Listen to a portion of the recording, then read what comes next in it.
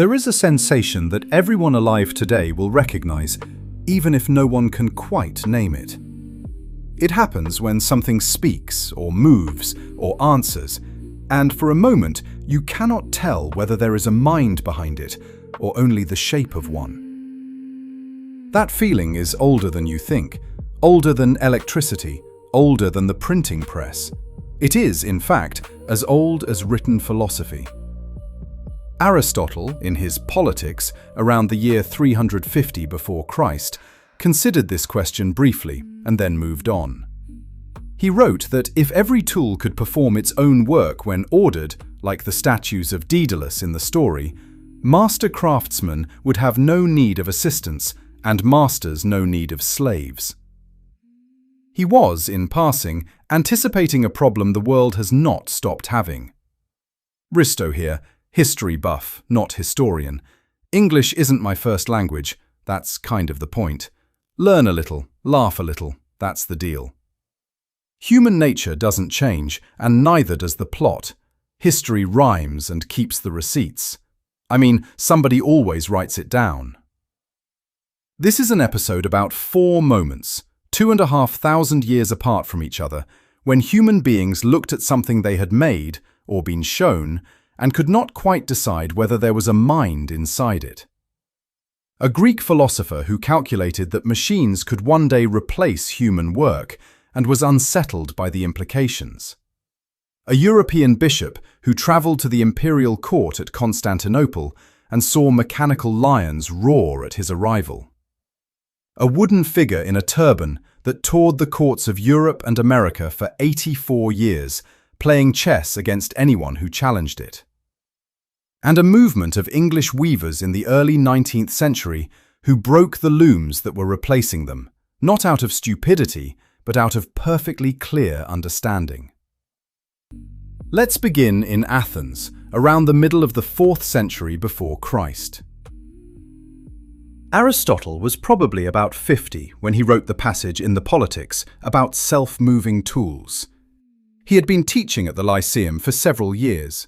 He was the most influential philosopher of his generation, and one of the most systematically curious people who had ever lived. He had catalogued the constitutions of 158 Greek city-states. He had dissected hundreds of animals. He had taught Alexander the Great as a teenager. He was also, like every Greek of his class, surrounded by slaves. The Greek economy ran on them. Athens at the time had probably more slaves than citizens. They did the cooking, the cleaning, the weaving, the mining, and most of what we would today call labour. Aristotle did not particularly question this arrangement. He believed, controversially even by his own time, that some people were natural slaves. He wrote that they were, in essence, tools that happened to be alive. But then, in the middle of his discussion of household economics, he made an unexpected aside. He said that if tools could do their own work, if a loom could weave by itself, if a lyre could play by itself, like the statues of Daedalus in the old stories that walked and ran and had to be chained down so they would not escape, then master craftsmen would not need apprentices, and masters would not need slaves. He did not pursue the thought. He moved on. He returned to his classification of types of slavery. But the thought is there. In the Politics, in Book 1, Chapter 4, it is one of the earliest written speculations about a world without human labour. And what is interesting is that Aristotle did not write it with excitement. The passage creates a problem for the argument he is about to make, because the natural slave doctrine he was about to defend depended on the idea that human work was unavoidable. If tools could work themselves, the foundation of his entire economic argument would dissolve. He did not believe such tools were possible. The statues of Daedalus were a myth. The tripods of Hephaestus were a myth. The Greeks knew this. They built water clocks and theatre machines and some early hydraulic devices. Heron of Alexandria, 3 centuries later, would design dozens of mechanical wonders. But no one believed that real automata could replace real workers. Still, the question had been asked. In writing, for everyone to see. And the question would not go away. 2.5 millennia later, it would still not have gone away. People would still be asking it. Sometimes with the same quiet trouble Aristotle showed. Sometimes with much louder voices.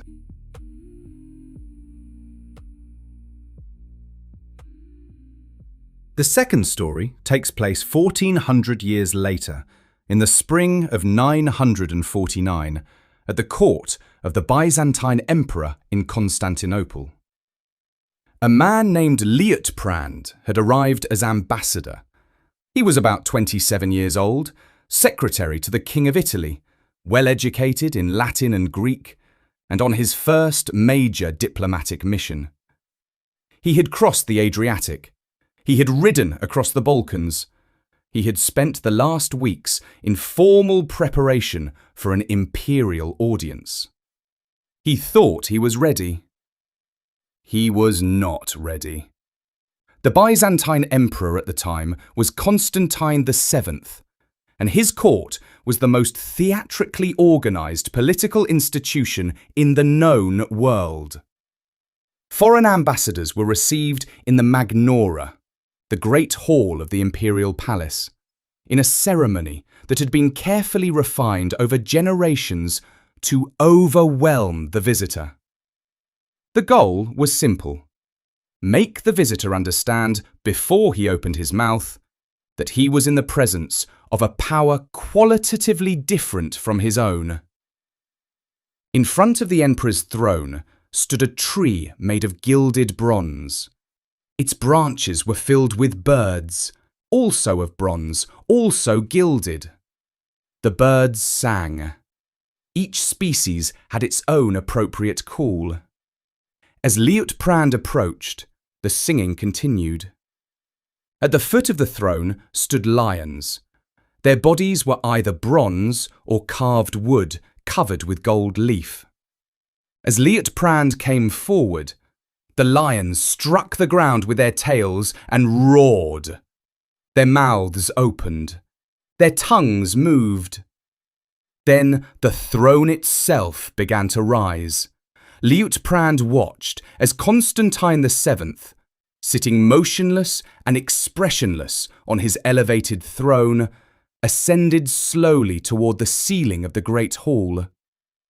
By the time the bowing protocol was complete, the emperor was at the top, looking down on the ambassador from a great height. We know all of this in remarkable detail because Liutprand wrote it down years later in a chronicle called the Antapadosis. He was not a credulous man. He had grown up at the court of Pavia. He understood political theatre. But the Antapadosis records with unmistakable clarity that he had been deeply impressed by what he had seen. He understood, of course, that the lions were not alive. He could see, on reflection, that the throne was being raised by some kind of hidden mechanism, probably a counterweight system. Later sources confirm this. But understanding it did not undo the experience. For a long moment in the Magnora, looking at the gilded birds and the roaring lions and the rising throne, he had not been entirely sure what he was seeing. The line between machine and living thing had blurred, deliberately and theatrically, and his eyes had not known where to draw it. This was not new technology in 949. The Byzantine court had used similar automata since at least the reign of Emperor Theophilus, 100 years earlier. Similar automata were also being developed and refined in the Abbasid world.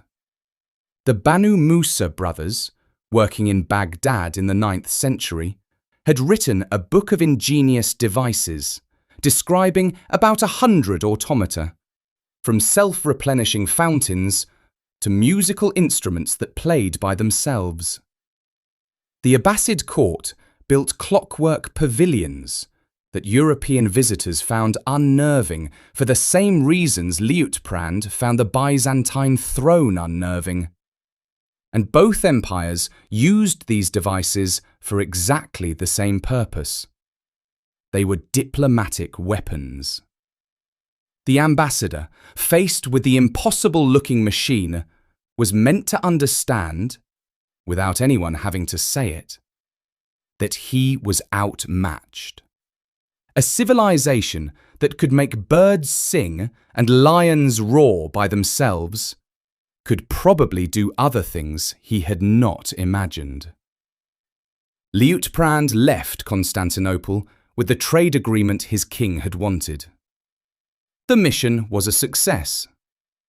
But what he wrote about it years later was not a story of negotiation. It was a story of being unmade by a room.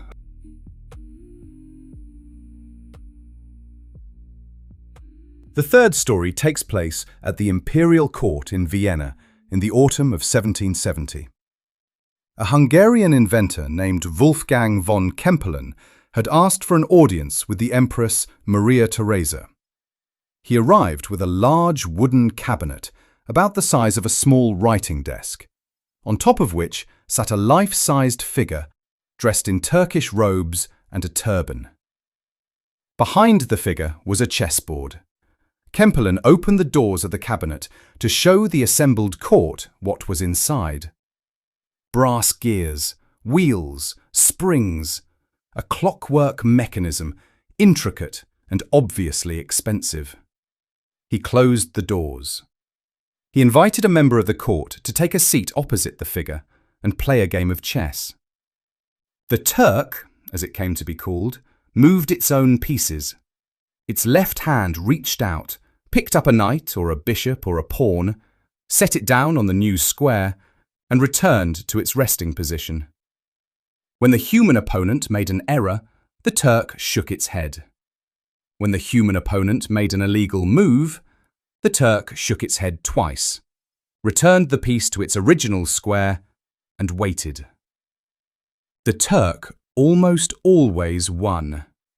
For the next 84 years, from 1770 until it was destroyed in a fire in Philadelphia in 1854, this machine toured the courts and capitals of Europe and America. It played against Napoleon Bonaparte in 1809, who tried to cheat and was rebuked by the Turk knocking the pieces off the board. It played against Benjamin Franklin in Paris in 1783. It played against the future King George IV. It played against thousands of people whose names are not recorded, in exhibitions where audiences paid to watch. And everywhere it went, it produced the same question. Was there a mind in there? The educated guess, almost from the beginning, was that there must be a human hidden inside the cabinet. Kempelen never explicitly denied this, but he also never confirmed it. He opened the doors before each performance to show the gears, and the gears were real, and they moved when the figure moved. Observers tried to work out how a person could possibly fit inside. They drew diagrams, they wrote essays. Edgar Allan Poe published one in 1836 that demonstrated by pure reasoning that the Turk had to contain a hidden operator. He was right. The mechanism included a sliding seat, a magnetic chessboard, and a series of cleverly arranged panels that allowed a chess master, there were several over the years, to remain concealed even when the doors were opened for inspection. But Poe's essay also acknowledged what made the Turk so unsettling. Even when you knew, or strongly suspected, that there was a human inside, the experience of watching the Turk play was different from the experience of watching a human play. The mechanical face, the deliberate gestures, the slight delay before each move. The viewer's mind oscillated helplessly between two interpretations. There is a person in there. There is no person in there. And could not settle on either.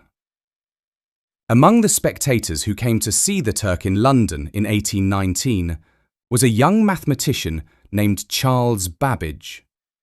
He played 2 games against it. He lost both.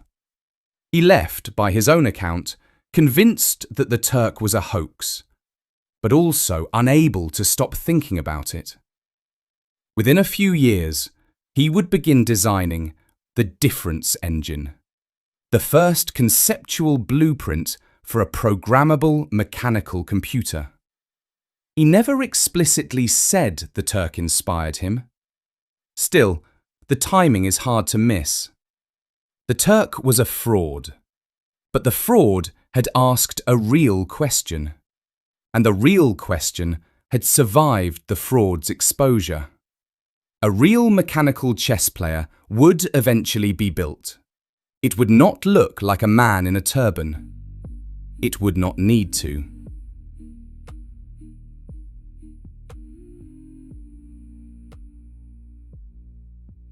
The fourth story is the closest to us in time and also the easiest to misunderstand.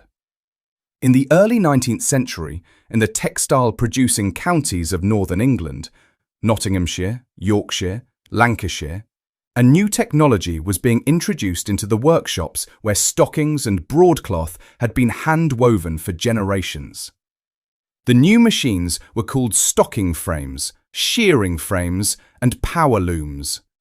They were operated by relatively unskilled workers, often children, and they produced in a day what a master weaver had previously produced in a week. The master weavers understood exactly what was happening to them. Skills that had taken years to learn were suddenly worth less and less. Their wages were collapsing. Their children were being hired to operate the very machines that were dispossessing their fathers. They petitioned Parliament. They asked for the old apprenticeship laws to be enforced. They asked for a minimum wage. They asked for protection. Parliament did nothing. Beginning in early 1811, organised groups of weavers, masked and acting at night, began to break into the workshops where the new frames were housed and to smash the machines.